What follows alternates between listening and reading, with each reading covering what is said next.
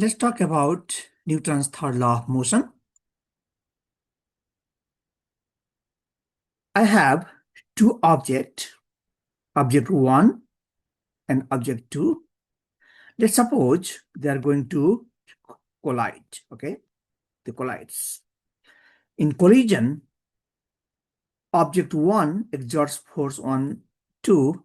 Let's say this is F1, 2. And according to Newton's third law, second object also exerts force on first object. Say this is, say, F1, 2, F2, 1. So I assume I consider this side as positive x-axis and this side as negative x-axis, okay? So here, F1, 2 is the force exerted by object 1 on object 2, and F21 is the force exerted by object 2 on object 1. So here, this force F1, 2 is called action force, and this force is called reaction force. So from this example, it's clear that F1, 2 vector is opposite to vector F2, 1, but they have positive value is same. So we can write positive value of F2, 1 and the positive value of F2, 1 will be same. So in general, we just write F1, 2 equals F2, 1. So in here, we are just considering the magnitude only. Okay, so this will form action-reaction pair. So clearly, F1 and F2, these two forces, F1, 2 and F2, 1, are acting on two different objects. Let's consider another example over here. The swimmer pushes the wall. So in this case, the feet of the swimmer pushes the wall. So we can call it this as an action force. This action force act on wall. Okay. So according to Newton's third law of motion, wall also push the swimmer in this direction, opposite direction. So this force is a reaction force.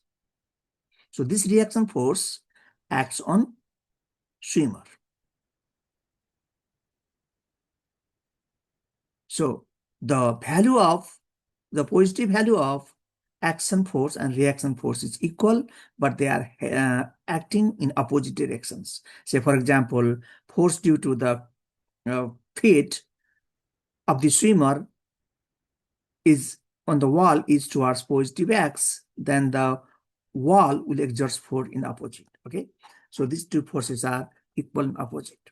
So if we just consider swimmer as the object of interest, for swimmer,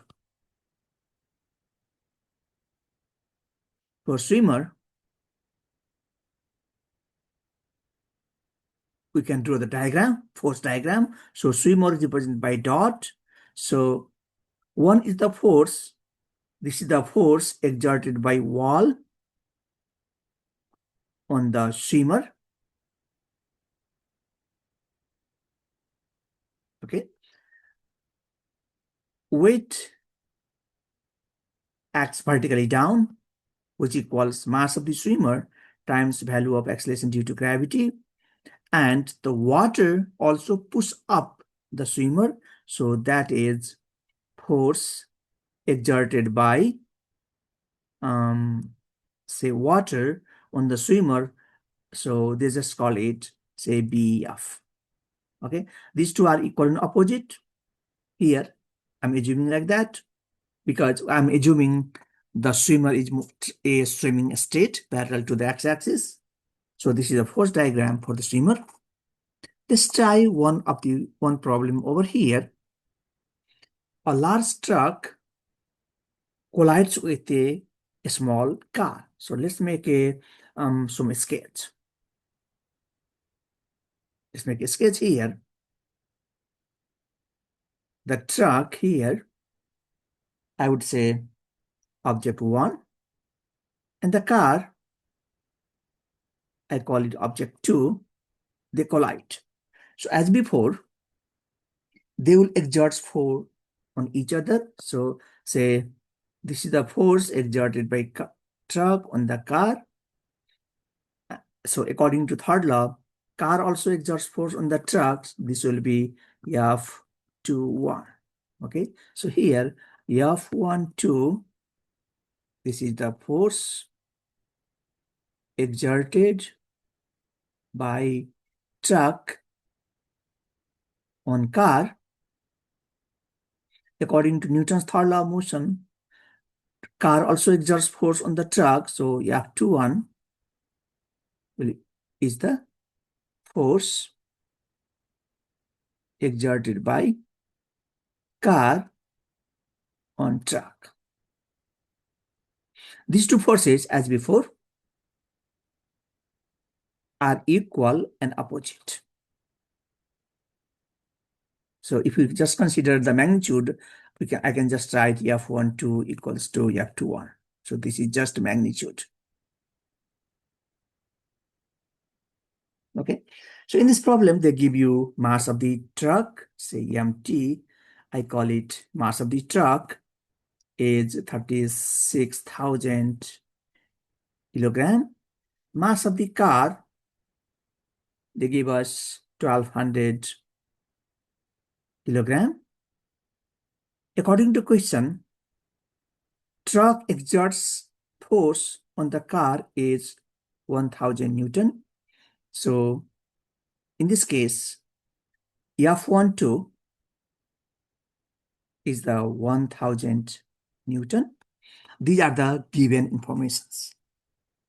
Now, the question is, calculate the force exerted, calculate the following, okay? The force exerted by car on the truck will be the same. So according to Newton's third law of motion, this force will also be 1,000. So this is the answer for A. Answer for A, according to Newton's third law. Let's find the acceleration for each of them, okay? So let's find acceleration for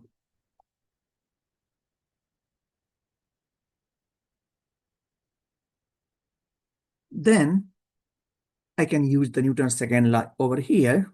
So A equals F net over mass. I can use this equation for car and then use the same equation for the truck. So for the car, the acceleration of the car will be force on the car, which will be equals to F12. So net force is just F12 over mass of the car. That equals 1,000 Newton over mass of the car, which is mass of the car. Let's see, mass of the car is 1,200. Okay, so 1,200 kilogram. This much Newton. So we get AC, which is the acceleration of the car, is 0.83 meter per second square along positive x-axis. So this is the acceleration of the car.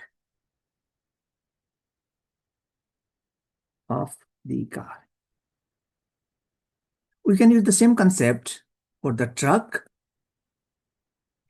So acceleration of the truck, AT, will be the force on the truck, which will be F21 over mass of the truck.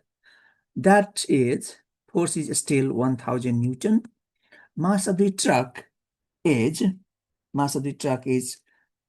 36,000 kilogram.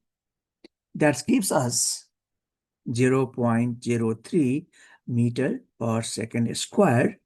This is along negative x-axis. We can look at this over here. Okay, so now it's clearly telling that you can try this problem and follow the